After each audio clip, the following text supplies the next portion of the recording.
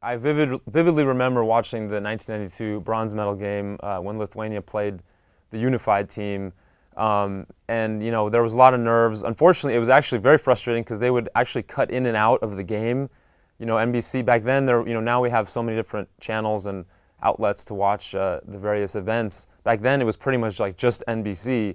And if a bronze medal game between Lithuania and unified team was not at the top of their list of programming, so it was kind of cutting in and out of the game, and we were on the edge of our seats, like a nation of all Lithuanian Americans out here, really watching closely. Back in Lithuania, they had a feed and were able to watch it in full, but we did get to see it and see the end, and it was a very special moment, and yeah, it's something I'll never forget. I was 16 years old. I was 12 years old, and I remember vividly watching the '88 Seoul Olympics when these four Lithuanians won the gold medal and beat the United States.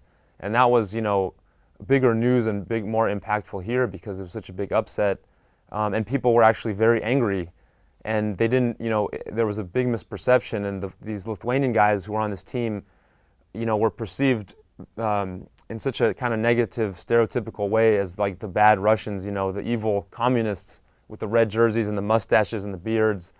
And I remember going to school as a kid here in LA, telling my friends, like, this is pretty cool. Look, these four Lithuanian guys won the gold medal, and no one really understood it at all. They were just mad that they just grouped that whole team and system together as our enemy, as the communists. And that was actually quite painful. I was only 12 years old, and I knew something was wrong.